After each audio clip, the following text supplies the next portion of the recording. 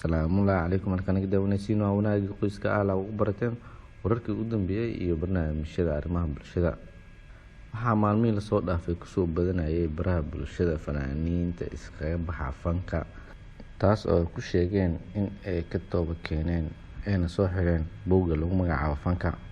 Waxaa fanaaniintaas ugu dambeeyay fanaanada caanta ah Qaaliladan oo sheegtay in ilaahay dartiis ugu baxday fanka kadib markii gabar ay aad iskugu dhawaayeen ay saaxiibo aheen oo lagu magacaabo Muniish Mustafa ay ku geeriyootay shil gaari.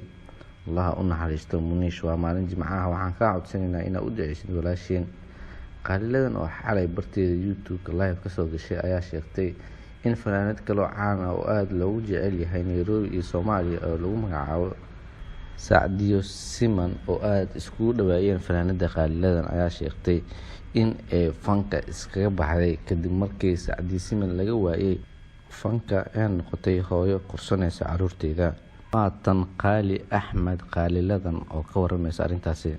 markii dambe Sacdiyo waa la hadlay, waxa ku fanka ma ka baxday, waxay ugu tiri haa mar hore aniga ka dhahay waa ka baxay ee tiri aniga waa iska dhaafay fanka waa ka baxay, laakiin social media ma aysan soo sheegin, qofna ma aysan soo sheegin.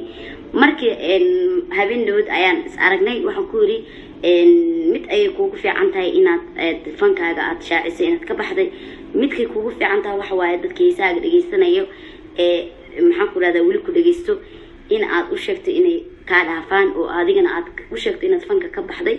ilaahay waxa waaye adiga ilaahay waa is ogtihiin, laakiin weli waxa ku sii socdo waxyaabahaagii oo weliba dadku inta wanaagsan haddii loo sheegay iska dhaafayaan heesaaga inay dhageystaan ama ay daawadaan. marka waxay ugu tiri waa arrin fiican. Sacdiyo maadaama aan video ka soo gaarsii karin oo videogeed maaragtay laba xafad kala dheer aad deganahay, waxaan jeclaystay inaan walaashay koolka idinkaga waco idinkana dhegeysta ku maqashiin. Waa arrin farxad leh oo aad loogu farxo in fanaaniinta Soomaaliyeed ay ka tooba keenaan ayna soo xiraan buugga fiksiga. Dhanka kale dad badan ayaa dhaleecayn ka keenay fanaaniinta ka baxaya fanka, kaas oo ay ku tilmaameen in ay tahay mashruuc ay wataan culimada Soomaaliyeed, taas oo lagu doonayo in lagu soo afjaro buugga lagu magacaabo fanka iyo suugaanta. Dhanka kale Qaali Axmed ayaa shacabka Soomaaliyeed waxay ka codsatay in ay iska dhaafaan dhageysiga heesaha walaasheen Sacdiyo Siman, taas oo sheegtay inay fanka ka baxay. waxa u sii sheegay asxaabteedu waxa u sii sheegay in adiga fanka mar hore aad ka baxday oo aad iska aamustay, anigana aan kugu dhiirigeliyay inaad fanka maartay aad sheegtid inaad ka baxday si oo heesaaga dadka dhageystay ay u joojiyaan ee iskaga saaraan. صح waaye hada goor habeen waxa jirta iska go'aansaday adi muddo loo bilood ama bil iyo xoog ka hor marka indane waxa isbahay waxba sheegin iska yaraa muso iska yara day safiya marka in la sacdiyaantii hore go'aansaday iska dayna meelka heesay ما نجعلين يا ما دمبي حتى بس مركز أرجعنا ولها سعدي فنانين هذا كله عن نعرف فنك وش كذا فنانين جديد. ما شاء الله. هذا وحربا إن أوعد يصير دتك يوتيوب كي كحر فيديو قاعد أركضونه قف كست الله شرقري أو أركضونه إن أطفنك عاوة أديكو محكورة هذا هرب وقبحي أنا أوعد يصير دتك محكورة يوتيوب ككتير أو فيديو قاعد داودونه إن أطفنك كبحذا واحد قاعد صلهت.